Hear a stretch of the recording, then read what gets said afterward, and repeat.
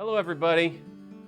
Before I went on vacation, somebody suggested that we record sort of a state of the church conversation to update everybody on all of the stuff that's happened on this long journey we've been on since March together, where life has been anything but normal. And I just want to take a few minutes to answer some questions that I've had come to me repeatedly, share some victories that we have as a church, and talk about some critical info going forward. And I think you're going to be really maybe surprised by some of the things that we talk about, and reassured and encouraged and hopefully inspired for the future. First of all, things, as you know, have not been normal since the beginning of March because of COVID, because of so much that we've had to face as a result of that, nationally and locally and in every other way. But our church has been on the front lines in so much since this began.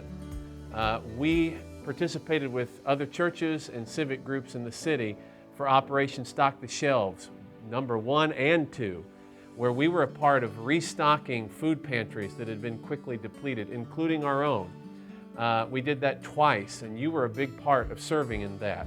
Some of our folks made masks for our own people, for friends, but also to serve lots of needy people on Indian reservations who were struck very hard with COVID and didn't have those resources.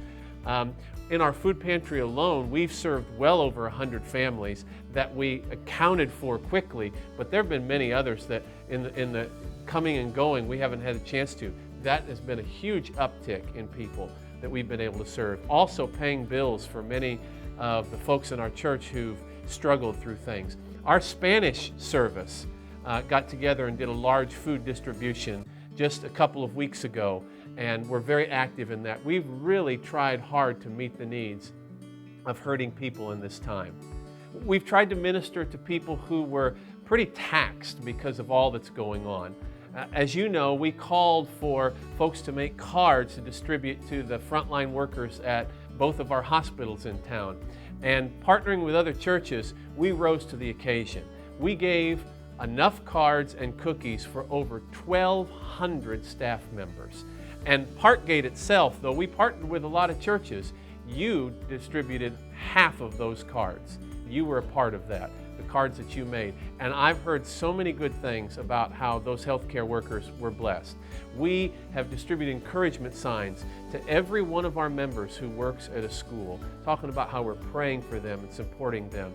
And they're going through a lot as they're getting ready. And we wanted them to know how much we loved and cared for them. You know, over 100 kids participated in VBS, even though it was virtual. And some of those kids, many of them, not a part of our congregation at all. In addition to them participating, they raised tons of school supplies that we were able to use to participate in Fill the Bus with Pasadena ISD. During VBS, one kid accepted Christ. In another one of the Kicks videos that Pastor Chelsea did a couple of weeks ago, a different kid accepted Christ. So huge victories there in the midst of even this online stuff. Speaking of videos, my goodness, I don't even want to begin to count how many videos we produced. From daily encouragement videos to give a little snippet of God's Word every day, to the videos that Pastor Andrew has done for our students, or Pastor Chelsea has done for the different levels of kids, or the hard work that Pastor Kenneth and so many did to take all of our services online in an instant in March, and to improve that quality more and more over time. There have been people that we've reached through that didn't know we existed in March.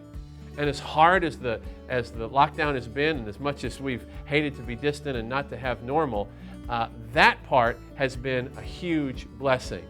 New families that we've connected with. Several people have asked me, what about our giving? Are we in trouble financially? Well, I have a huge praise.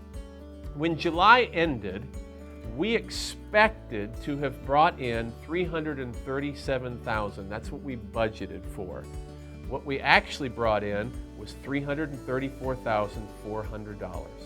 So despite all of the shutdowns and all of the craziness, our giving has been absolutely stable and right in line where we expected.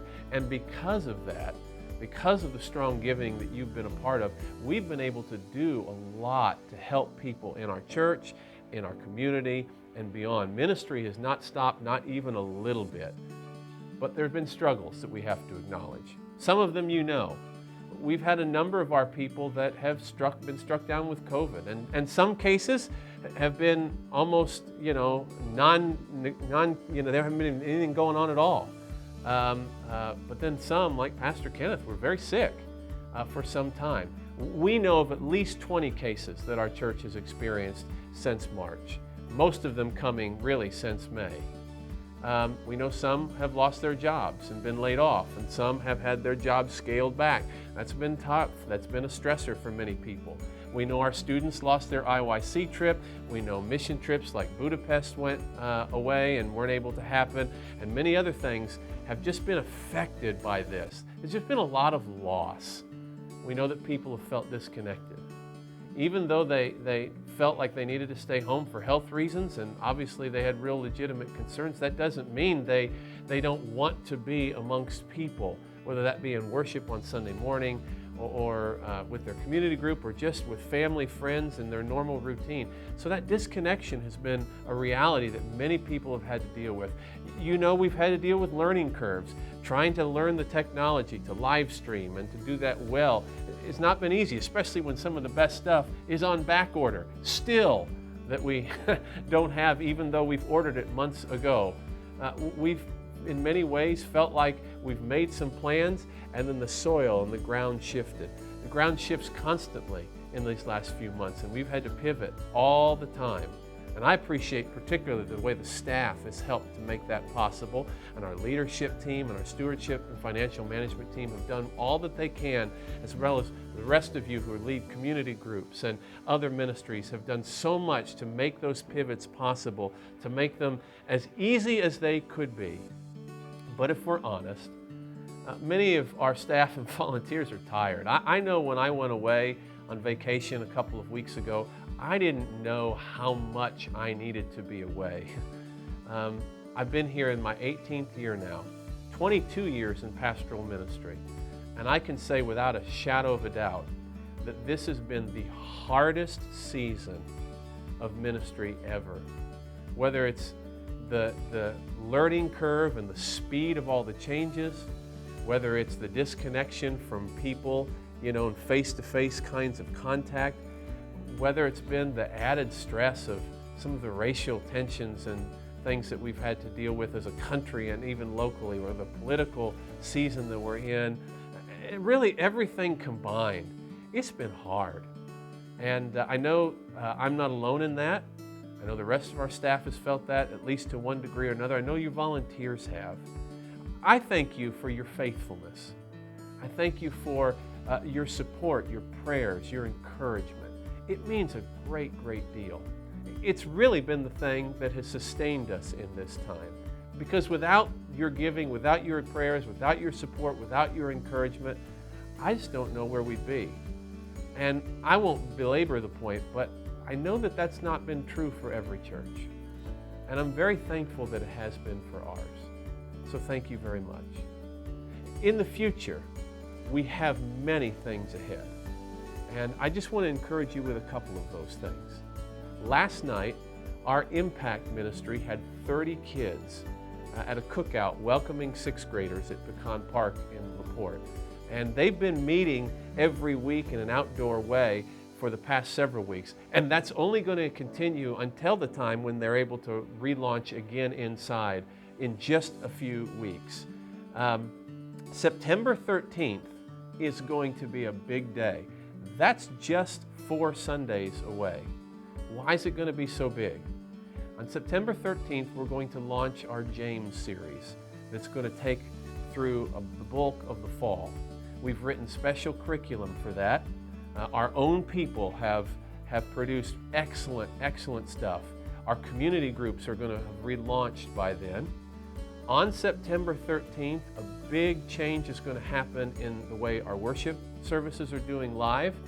Our 9 o'clock service is going to maintain the real serious, mask-required, restricted sort of way with dismissals and all of those things that will protect our seniors, to protect anybody who is immunocompromised or folks that just are not ready to do anything but to be very, very careful at this time.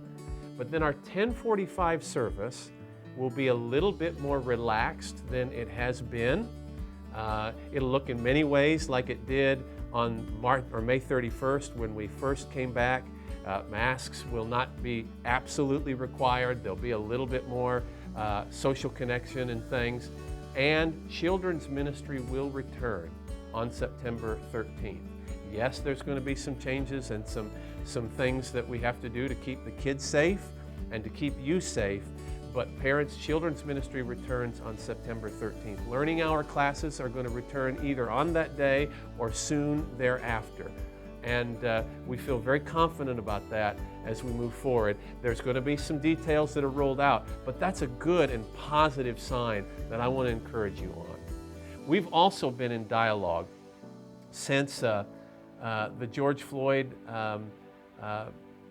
killing happened in Minnesota and all of the tensions that have come through that. We've been in constant dialogue with our church and several others in town, with the chief of police and the mayor, and we are in some ongoing conversations about how the church can be a positive influence in leading racial reconciliation in our city and in leading, bringing the police and races together, all different kinds of races. I'm so excited about what our chief of police and other leaders in the town, in the city, have been a part of that, and we've been on the front lines of that, and that's only going to continue. There was such an outpouring of support for ministering to healthcare workers a couple of weeks ago that we have a lot of money that has been pledged by other churches and some other cards that have come and things that we're going to be able to do something else for healthcare workers in a couple of weeks. I'm sure that there's going to be opportunities to minister to our schools who are working in very difficult times and in very difficult circumstances. And here's what I know, if anything COVID has taught us, there's going to be something new around the corner that we didn't expect, that we're going to have to be prepared for. I'm so excited about what God has done and is doing. As much as if you had to ask me, would you want to go through this all in March? In many ways, I'd say no, I don't want to wish we had gone through this. I'm excited that God's been faithful. I'm thrilled that He's seen us through all of these things, and I'm excited for what's going to happen as we go forward. Friends, there are many challenges in our country, our city, and our world. That's why we can never forget that as Jesus gave His life for us, we exist as a church to give our lives in His name for our community and world. You have thousands of opportunities to love God, love people, and love now. He's called us all to do that, and we're going to continue to do that in the future together. I can't wait, if I haven't already, to see your face in person. I'm so thrilled that we have the technology to stay connected online, but the future that God has for us is coming, and we're going to be faithful in it. God bless you. We'll see you soon.